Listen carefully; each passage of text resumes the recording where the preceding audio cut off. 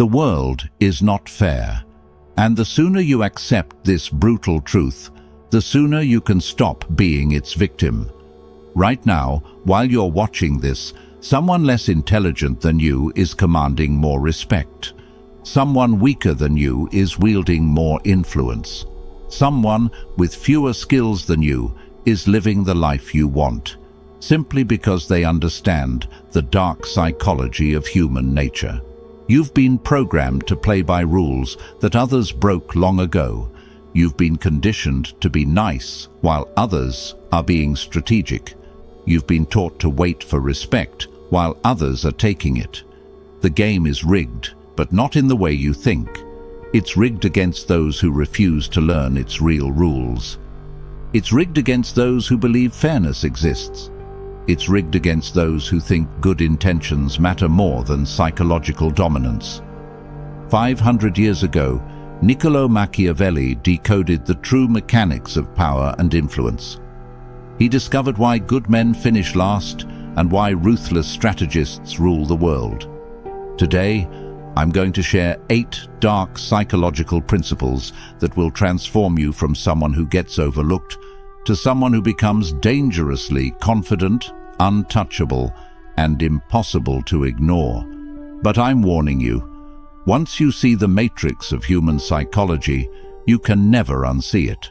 Once you understand these principles, you'll never be able to play the victim again. Let me tell you about the moment everything changed for me. I used to be that guy who had all the right answers, but no one listened. I was intelligent, hardworking, genuine, and completely invisible.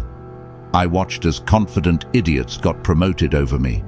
I saw manipulative people build empires while honest people struggled. I witnessed charismatic sociopaths attract followers while decent people ate alone. And then I realized the truth that no one wants to admit. The world doesn't reward intelligence, it rewards influence. It doesn't respect good hearts, it respects strong presence. It doesn't care about your character, it cares about your psychological dominance. This realization destroyed my naive worldview, but it also liberated me from a life of frustration and invisibility. Machiavelli lived in Renaissance Italy, surrounded by political intrigue, betrayal, and psychological warfare. He watched kingdoms rise and fall based on one simple principle: those who understand human psychology rule those who don't. His observations aren't just historical curiosities, they're operating manuals for anyone who wants to stop being manipulated and start becoming magnetic. Being ruthless doesn't mean being cruel, it means being psychologically sophisticated. It means understanding that while you're playing checkers with good intentions, others are playing chess with calculated moves. Here's what I need you to do before we dive deep. Write this declaration in the comments: I refuse to be psychologically dominated by others. This isn't just a comment, it's your first step towards psychological sovereignty, because everything I'm about to teach you requires one fundamental shift, from victim mindset to predator mindset. Are you ready to become dangerously confident? Let's begin. Number 1. Fairness is a psychological trap. Here's the first brutal truth. Fairness is a lie sold to keep you weak and compliant. Every time you wait for fair treatment, someone else is taking what you want. Every time you play by imaginary rules, others are rewriting the game to their advantage. Every time you expect reciprocity, manipulators are exploiting your predictable behavior. You've been conditioned to believe that being fair makes you noble. In reality, it makes you prey. Think about your own life. How many times have you given respect to someone who showed you none? How many times have you helped someone who never helped you back? How many times have you waited for your turn while others cut the line? This isn't because you're unlucky, this is because you're psychologically programmed to lose. Machiavelli observed, Men should either be treated generously or destroyed, because they take revenge for slight injuries. For heavy ones, they cannot. This isn't about physical violence. It's about psychological warfare. When you wound someone's ego slightly, they remember and plot revenge. When you psychologically dominate them completely, they accept their position and move on. Most people make the mistake of half measures. They give weak pushback to strong personalities. They set soft boundaries with aggressive people. They try to reason with those who operate on pure self-interest. This creates the worst possible outcome. You look weak, but you also create enemies who see you as a target they can eventually defeat. Here's what psychological dominance actually looks like. When someone disrespects you, you don't argue or explain why they're wrong. You simply demonstrate through your actions that disrespecting you comes with immediate and severe social consequences. You don't negotiate with people who don't respect your worth. You don't try to convince people to treat you better. You create situations where treating you well is in their self-interest, and treating you poorly costs them something they value. Stop being fair with people who aren't fair to you. Start being strategic with people who only understand power dynamics. Number 2, ruthlessness is emotional discipline. Most people think ruthless means losing control and lashing out. They're completely wrong. True ruthlessness is the opposite. It's ice-cold emotional discipline. Ruthless people don't get angry, they get strategic. They don't react emotionally, they respond calculatedly. They don't make decisions from hurt feelings. They make decisions from logical assessment of what serves their interests. This is why emotionally reactive people never build real influence. They're predictable. They can be manipulated by anyone who knows which buttons to push. They give their power away every time someone makes them lose their composure. Psychologically dominant people understand that emotions are information, not instructions. They feel the anger, frustration, or disappointment, but they don't let these feelings control their actions. Let me give you an example. Someone publicly embarrasses you or tries to undermine your reputation.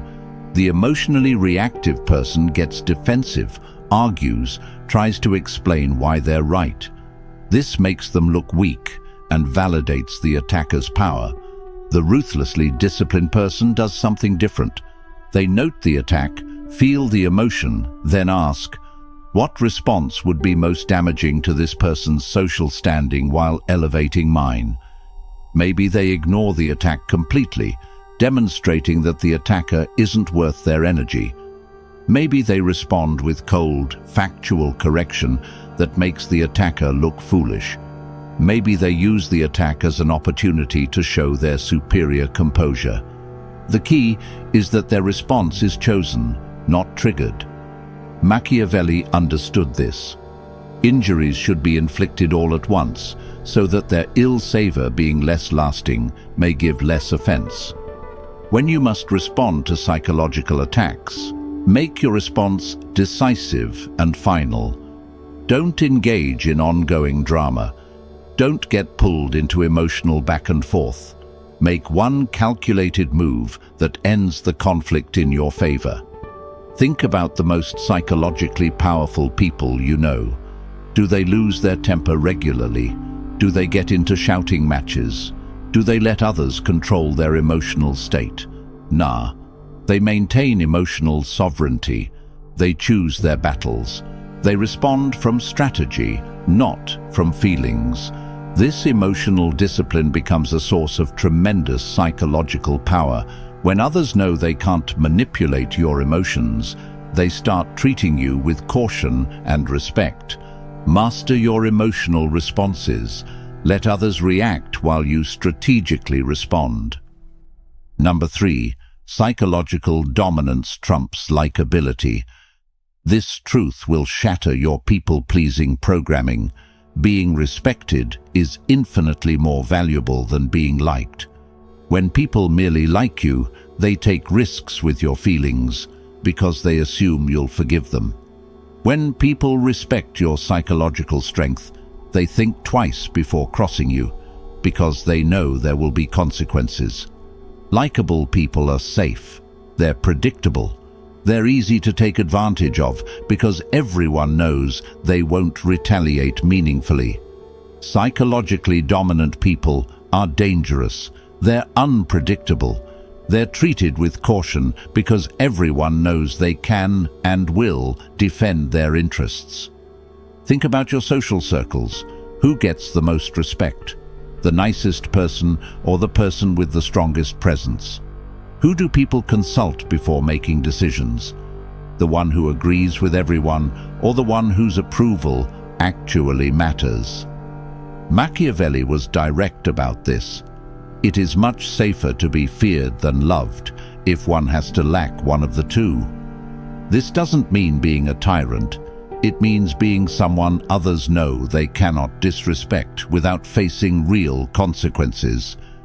It means having a reputation for being fair, but formidable. Here's how this works in practice. Likeable people say yes to requests they don't want to fulfill because they fear disappointing others. Dominant people say no without guilt because they prioritize their own interests. Likeable people accept disrespect and hope it will stop. Dominant people address disrespect immediately and decisively. Likeable people try to be included in everything. Dominant people are selective about what deserves their presence. Likeable people explain and justify their decisions. Dominant people make decisions and expect others to adapt. The psychological shift from likability to dominance is profound. Instead of asking, "Will they like me if I do this?" you start asking, "Will this action increase or decrease my social power?" Instead of trying to make everyone comfortable, you become comfortable with others' discomfort when it serves your interests. Instead of seeking approval, you become someone whose approval others seek. This isn't about becoming an asshole. It's about becoming someone whose respect must be earned rather than someone who gives respect freely to those who don't value it. Build psychological dominance through consistent demonstration of your standards and boundaries. Let others compete for your approval instead of competing for theirs. Number 4, decisive action creates psychological superiority. Here's where most people destroy their influence. They make weak moves repeatedly instead of strong moves rarely. Psychologically weak people constantly threaten consequences they never deliver. They give multiple warnings that train others to ignore them. They try to control through nagging, pleading, and emotional manipulation. This creates a terrible reputation. Everyone knows you're all bark and no bite. People learn to tune out your complaints because your warnings have no real power behind them. Psychologically dominant people operate differently. They give fewer warnings, but when they act, their actions are decisive and memorable. Machiavelli observed, "If an injury has to be done to a man, it should be so severe that his vengeance need not be feared." In psychological terms, this means when you must demonstrate your power, make it so clear and final that people understand not to test you again. Let me give you a concrete example. Someone in your social circle consistently disrespects you, interrupting you, dismissing your opinions, making jokes at your expense. The psychologically weak response is to keep asking them to stop, getting frustrated, complaining to others about their behavior. This actually reinforces their dominance because they see they can affect your emotional state without facing real consequences. The psychologically dominant response is different. You document the pattern, then you act once and decisively. Maybe you publicly call out their behavior in a way that embarrasses them. Maybe you exclude them from something they value. Maybe you demonstrate your social power by turning others against their behavior. The key is that your response is disproportionately strong compared to any single incident, but proportionate to the overall pattern of disrespect. This creates psychological impact. Others see that disrespecting you has real costs. They also see that you're not someone who makes empty threats. When you act with force. This principle works in all areas of influence. Instead of constantly trying to convince people of your value, you occasionally demonstrate it so powerfully that the lesson sticks permanently. Instead of always being available and helpful, you're occasionally unavailable in a way that makes people realize they need you more than you need them. Instead of arguing your position repeatedly, you take actions that make your position undeniable. Make fewer threats, but follow through completely when you act. Build a reputation for decisive action rather than empty warnings. Number 5. Perception management is reality control. This is the most sophisticated form of psychological influence. Understanding that people's perception of you matters more than the objective reality of who you are. Most people focus entirely on being good and assume others will naturally recognize their value. This is naive.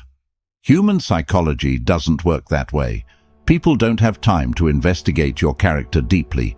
They make snap judgments based on surface signals and social proof. If you don't actively manage how others perceive you, someone else will manage it for you, and not in your favor. Machiavelli understood this completely. Everyone sees what you appear to be.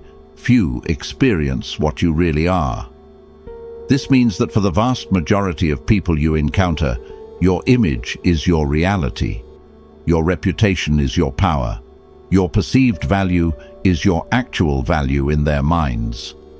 Psychologically sophisticated people understand this and actively craft their image. They control the narrative about who they are before others create that narrative for them.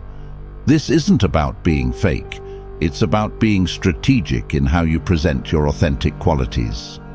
Think about social media. Two people accomplish the same thing.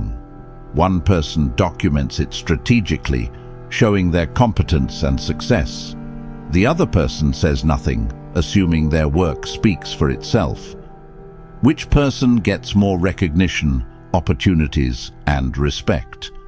The one who managed their perception. In face-to-face interactions, this means understanding that your body language, voice tone, clothing, and social confidence communicate your value before you say a single word. If you walk into a room with confident posture, make eye contact, and speak with authority, people unconsciously categorize you as someone important. If you slouch, avoid eye contact, and speak tentatively, people unconsciously dismiss you as unimportant. The psychological principle is simple. People treat you according to how you train them to see you. Here's how perception management works in practice. You control what stories people hear about you by strategically sharing your successes and downplaying your failures. You associate yourself with high-value people and activities to elevate your social status by proximity. You maintain some mystery about yourself, so people fill in the blanks with positive assumptions rather than knowing all your weaknesses. You project confidence even when you feel uncertain, because confidence is contagious and uncertainty is repulsive. Your reputation is your most valuable asset. Protect it, cultivate it, and leverage it strategically. Number 6. Narrative control is psychological warfare. This is the ultimate power move, controlling not just what happens, but how what happens gets interpreted and remembered. Every situation can be framed multiple ways. The same action can be seen as leadership or arrogance, confidence or selfishness, strength or aggression. The person who controls the narrative controls the meaning. Most people focus entirely on their actions and ignore the story being told about those actions. This is a massive mistake. In human psychology, the story often matters more than the facts. Think about any conflict you've witnessed. The person who gets to tell their version first and most persuasively usually wins in the court of public opinion, regardless of who was actually right. Machiavelli observed, "Men in general judge more from appearances than from reality. People don't have time to investigate every situation thoroughly. They rely on the simplified story they hear from trusted sources. Whoever controls that story controls what people believe. This means you must become skilled at framing your actions in ways that serve your interests. When you succeed, you control the story of how you succeeded. When you fail, you control the story of what you learned. When others attack you, you control the counter-narrative. Here's how narrative warfare works in practice. When you make a difficult decision that might be unpopular, you frame it in terms of principles and long-term thinking rather than immediate self-interest. When someone tries to make you look bad, you don't just defend yourself. You reframe their attack as evidence of their weakness or jealousy. When you achieve something significant, you tell the story in a way that highlights your strategic thinking and character, not just your luck or natural talent. Let me give you a concrete example. You decide to cut off a toxic friend who has been draining your energy. They might tell people you're selfish and abandon them when they needed you most. If you don't control this narrative, people might see you as heartless.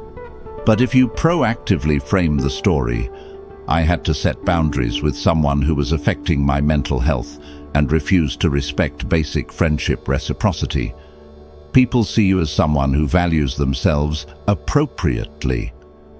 The same action, completely different perception. Advanced narrative control means anticipating how your actions will be interpreted and getting ahead of negative interpretations before they take hold. Always consider not just what you're doing, but how what you're doing will be perceived and discussed. Shape the story before others shape it for you. Number 7.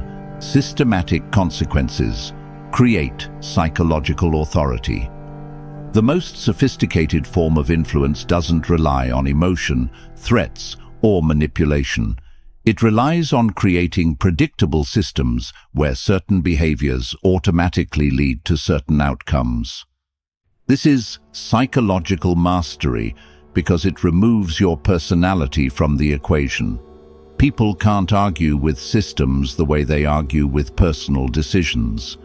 They can't manipulate automatic consequences the way they manipulate emotional responses. When you base your authority on getting angry or making threats, you're giving others control over your power. They can push your buttons, manipulate your emotions, and negotiate with your reactions. But when you create systems where respect leads to access and disrespect leads to exclusion, you maintain complete psychological control. Machiavelli understood this. A wise ruler should rely on what is in his own control, not on what is in the control of others. Here's how systematic authority works in practice. Instead of arguing with people who don't respect your time, you simply become unavailable when they need you. Instead of getting angry at people who take advantage of your generosity, you quietly redirect your help to those who show appreciation. Instead of trying to convince people to treat you better, you create situations where treating you well benefits them and treating you poorly costs them.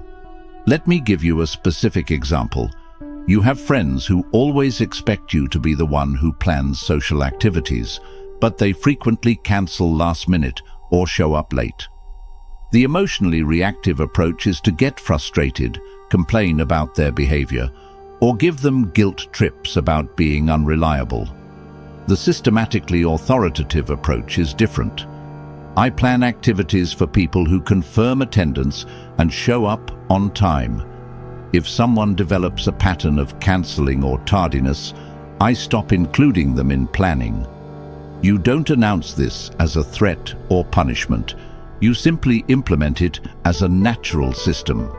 People who value your effort get more of it. People who waste your effort get less of it. This creates psychological authority because people start modifying their behavior to maintain access to what you provide. They can't argue with the system because it's based on logical consequences rather than emotional reactions. The most powerful part of this approach is that it's self-maintaining. You don't have to constantly enforce rules or remind people of boundaries. The natural consequences do the work for you. Create systems where people's behavior toward you automatically determines their access to your value. Let natural consequences teach people how to treat you.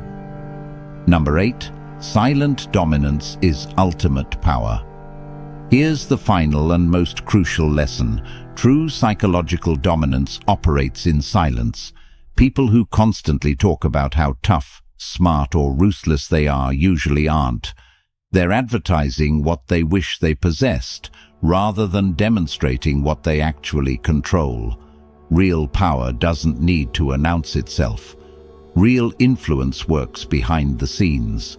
Real psychological dominance is felt rather than declared.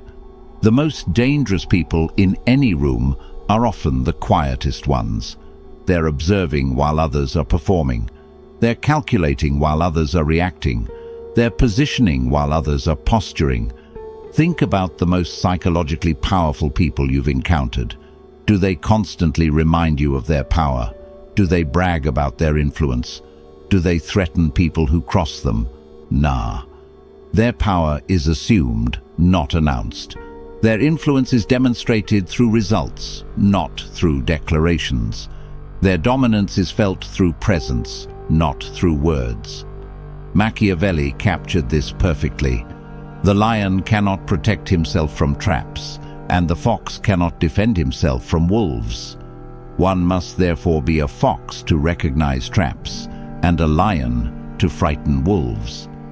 This means you must be strategically intelligent when situations require cunning, and psychologically forceful when situations require strength. But the key is transitioning seamlessly between these modes without telegraphing your strategy.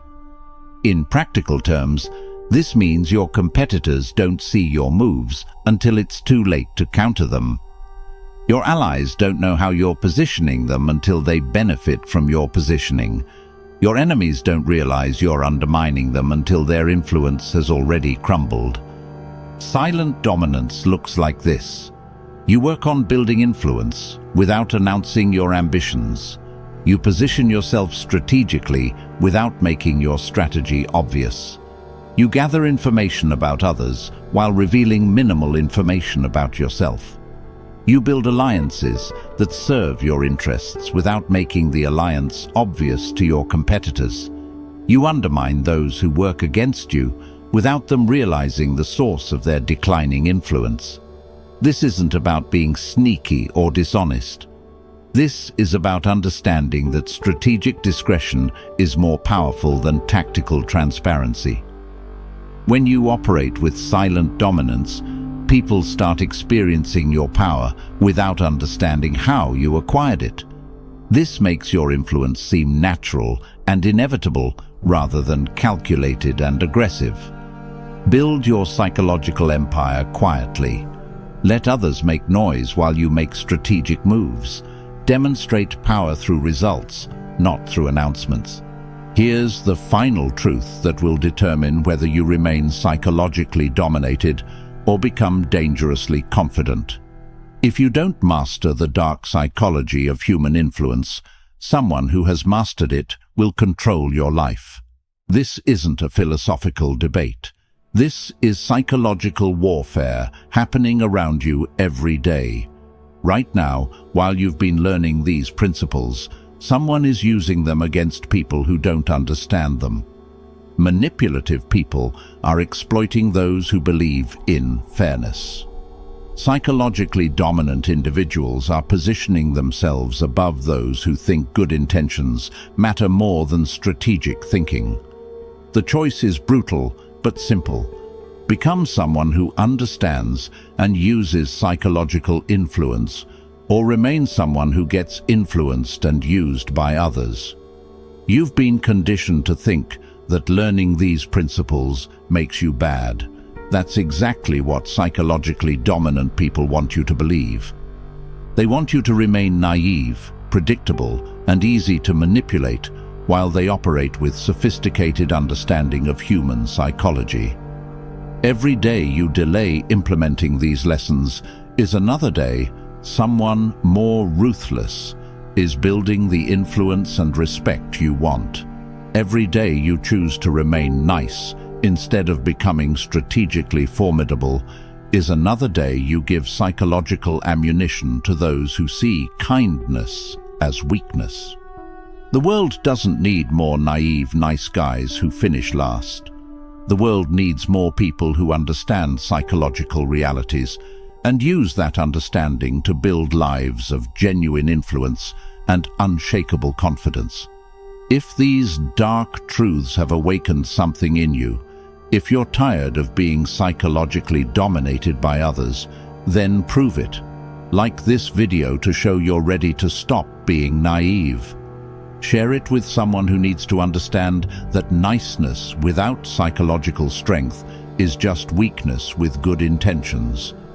Subscribe, because these lessons are just the beginning of your transformation from someone who gets overlooked to someone who becomes impossible to ignore.